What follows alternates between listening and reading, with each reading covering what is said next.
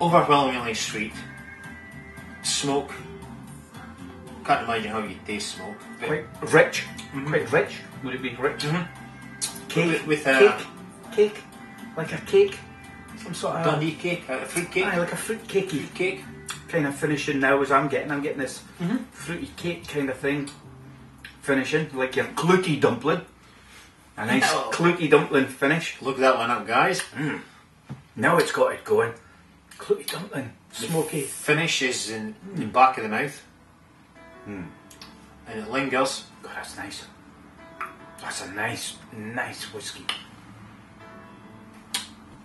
Back of It's the definitely finish got again, I'm still smelling it because this is. I mean, sometimes you don't. After you've maybe sipped a whiskey, you don't necessarily get the nose again. But by God, you get that, do you? Because it's quite pungent, Once it's in your mouth, the nose often goes smoky, because of the mouth and nose work in tandem, and it ain't so striking the second time round when you've had a nip. But the finish there is just I think it's very long and for me, and it's almost like black currant, that sugar, that sweet black currant. Say what you say. Red licorice. Well, okay, like the cherry lips or something like that. Red cherry lips, or the strands are red. You get the red licorice, or licorice as we say in this neck of the woods. I just get when it finishes, I just get this cake thing. It's good. Cake, and it might even be again. The reason I'm thinking of the gluty dumpling, which is a fantastic Scottish, usually New Year deal. Mother used to make a fantastic one, but often there was the orange peel in there, and I'm even getting this rich Got that citrus, orange citrusy, but the deeper, darker side of the orange peel. Bitter, slightly bitter, Caramelised. Caramelised. It's all in there. Caramelised orange peel, citrus, that sort of thing. Yeah, I get that too. It's all in there, but it Just warm it. is the smokiness. It's beautiful. That's Actually, very interesting, isn't it? really nice. I mean, it's our first whiskey of the evening, which is the way we prefer to do it. If you're going to do a little chat about something, there's no point in it being your third whiskey of the night and then try to explain it. But, absolutely gorgeous whiskey. You notice I'm just sipping a wee drop of water there. Sometimes it just helps to break the intensity of what's going on, give your mouth a minute or two just to sort of like whack and start afresh if you like. God, that's Allow nice. your mouth just to get into what you're tasting. And you bought this in Edinburgh? Was it when you Edinburgh? It's the last bottle of that one in the store, so I haven't. Was it in the Royal Mile, somewhere up and down the Royal Mile? No, that was just off anything? Princess Street, the wee mall. It's just off Princess Street, the opposite side of the main thoroughfare. Okay. You can call it almost a market, built underground market, and the whisky store is in Some there. of you guys will probably know it. Yeah. Been in Edinburgh. Loads of whiskies. This one was sitting here all by itself and it's lonesome, so I thought I'd have to give it some company. I'm quite happy you bought this, Bill, because it's really interesting. Taking it home and doing it some damage Straight as into it. as it guys in Hopey'll do. Just mince it, as it were. Appreciate this. It's a lovely whiskey.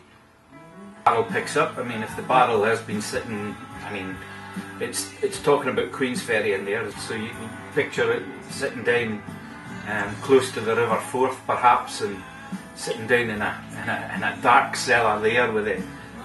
Maybe the fresh water coming one way and the sea water going the other way, and a little bit of that going on, and the cask will pick it up through the time, and all of that's perhaps in the 10 years it's maybe been lying down there in Queensferry somewhere.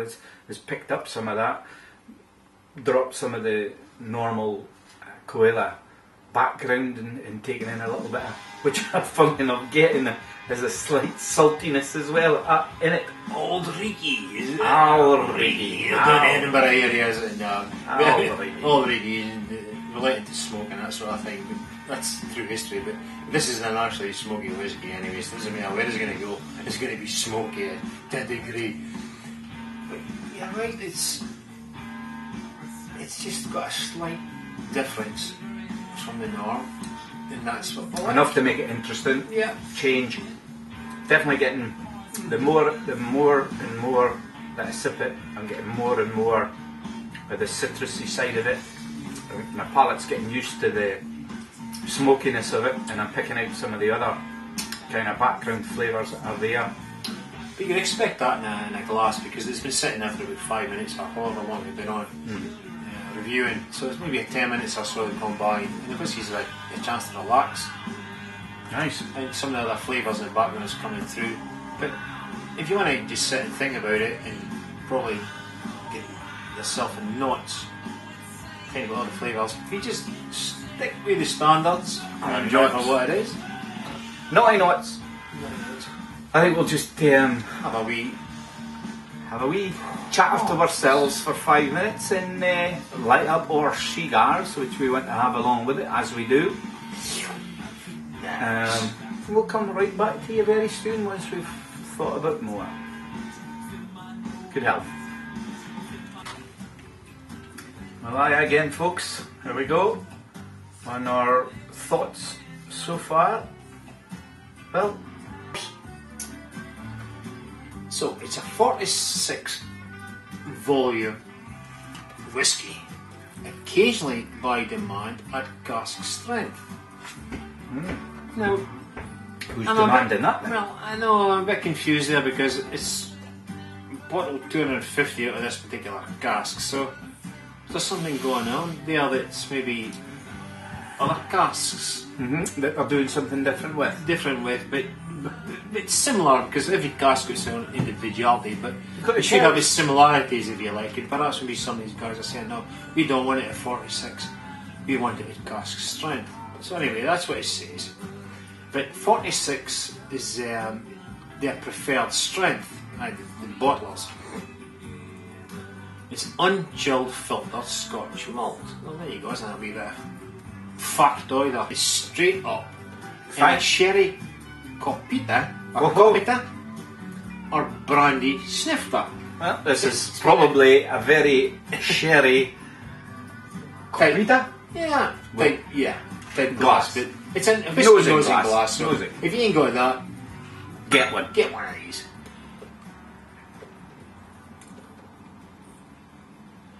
And it goes on some more boring stories, if you like, about green grass and rolling hills and everything else. Rolling hills. Rolling stones. Rolling stones in the background. There you go. Near rolling hills, rolling stones.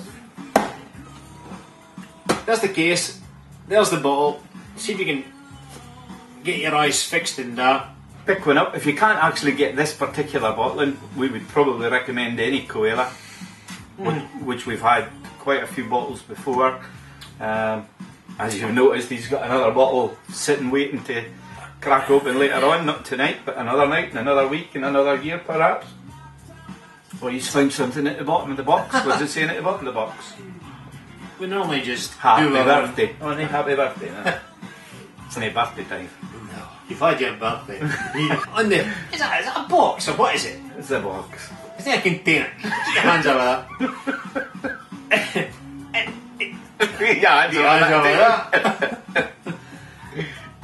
Anticipate. No. Anticipate. Damp ashes, burnt toast, and marmalade. Oh my god. Fruity. Marmalade, we said the marmalade, the peel, the orange peel. Damp ashes, which is the smoke and everything else in it. Tar. And sweet smoke. Now there's a coincidence. That's exactly what we're talking about. Sweet, smoky. You got the Dundee cake and the cookie dumpling. The tarriness, probably licorice perhaps, if you like. Sweet. Tar is perhaps maybe the red licorice I that would say we've got in there. without I think we just about got in the nail, guys. without being two-faced about it. Contrived? We don't contrive. No, We seriously don't look at that bit of it.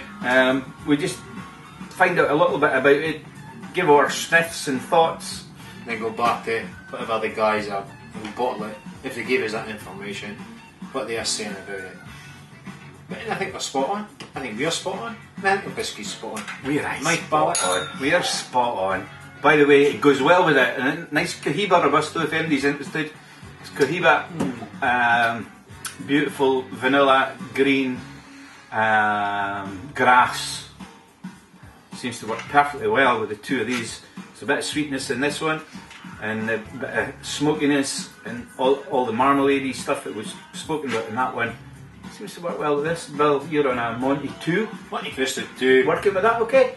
I'm just thinking of Whisky right now. Aye. The cigar's taking a back seat at this point in time. But hey, I'm smoking a cigar, so if it ain't giving me any bad vibes, it must be good. So I'm enjoying the Monty 2 as well. But I might enjoy some of your Cohiba. Nay. But as we said earlier, please give us your feedback. Feedback at AyeAyereviews.co.uk. Please send in whatever you think. We'll be more than interested to get your feedback on what your different bottlings that you've had from Caol Ila and other whiskies and anything.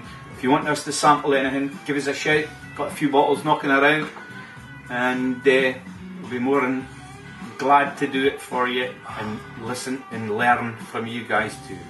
We're only here giving you our tiny opinion in the big world wide web.